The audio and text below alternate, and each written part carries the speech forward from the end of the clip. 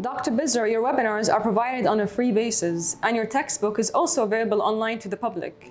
Does your Academy's mission highlight on promoting free learning and learning from each other's experiences? Thank you. It's a very, very good question. I like to say that I came from a very academic family. My father was a professor of literature at university. My mother was a high school teacher. So therefore, actually, teaching runs in my blood.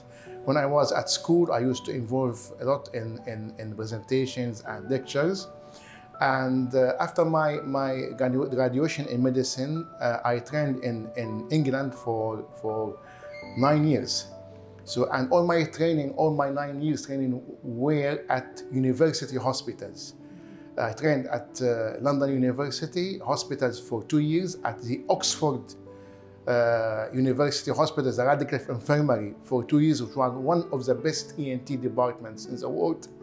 And then I trained at Aberdeen University Hospitals for 2 years, and again at Southampton University Hospital for 2 years, and then back to London for a consultant job. So therefore, my training was mainly in academic and teaching places, which pushed me a lot to start teaching an academy. After a short while in London, I left to the Middle East and was appointed as assistant professors and also as a consultant, and I was mainly responsible for the postgraduate teaching for the FRCS program. After that, actually, I started a career mainly in facial plastic surgery in 1994. My first rhinoplasty was in 1988, but since 1994, my practice was mainly limited to rhinoplasty and facial plastic surgery.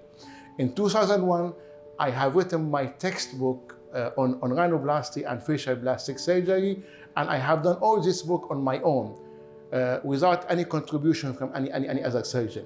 So the book was 500 pages and over 1,000 illustrations. All was my work, and my heart really worked, what I can say. So the book was forwarded by the president of the American Academy of Facial Plastic Surgery at that time, Russell Crydell, and the president of the European Academy of Facial Plastic Surgery at that time, the late Tony Bull, who was my mentor, and also the head of the ENT department at Oxford University, Bernard Coleman, who was also my mentor. And then actually I was involved in more than 150 lectures all over the world on rhinoplasty and facial plastic surgery. And then we came to the idea of doing this operative video, and we made a YouTube channel, and we start to record our surgeries second by second, minute by minute. Why the idea came actually because simply some people used not to believe me that I'm doing rhinoplasty in about 30 minutes or 20 minutes or 40 minutes.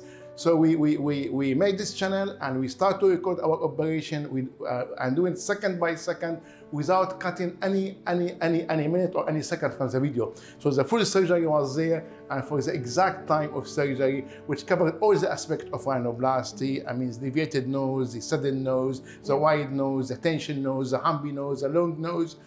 And also blepharoplasty and facelifting. Amazing. Dr. Bizrah, you've mentioned that you come from an academic background. Has that been your main source of inspiration for you to set up your academy?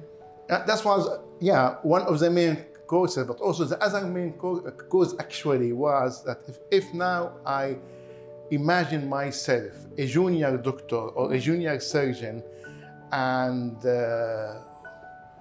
looking for a career in rhinoplasty, and if I now watch all these complicated techniques of rhinoplasty, I would never try to attempt or start a rhinoplasty career.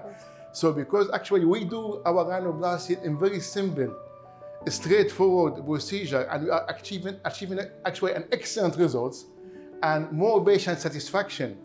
During my life, I practiced all the technique of rhinoplasty, the delivery approach, the external approach for more than 10 years. And then I moved to the closed approach and ostomy technique, the oblique dome division. So our techniques actually preserve structure, preserve cartilage. It's an incisional technique more than excisional technique, and preserve the cartilage and the structure of the nose, as you have seen from my videos. So, and we made the rhinoplasty simple, straightforward, straight how you go to your goals, and etc. You go to your target and achieve your goals. And also, this was very important way to express my experience, to show my experience, and to show my experience to my colleagues all over the world in order to improve the standard and the practice of rhinoplasty all over the world. Dr. Bizrah, I believe I speak on many other people's behalf. They are extremely considerate to be providing such in-depth knowledge from your outstanding 26 years of experience. It is extremely generous of you to share your work so openly with nothing in return. Thank you for your massive contribution in facial plastic surgery, and I'm so sure that you have positively impacted so many surgeons' approach in rhinoplasty. Thank you so much for all your contribution and providing free webinars on a monthly basis. Thank you very much for your interview and for your really nice questions. Thank you, doctor. Thank you.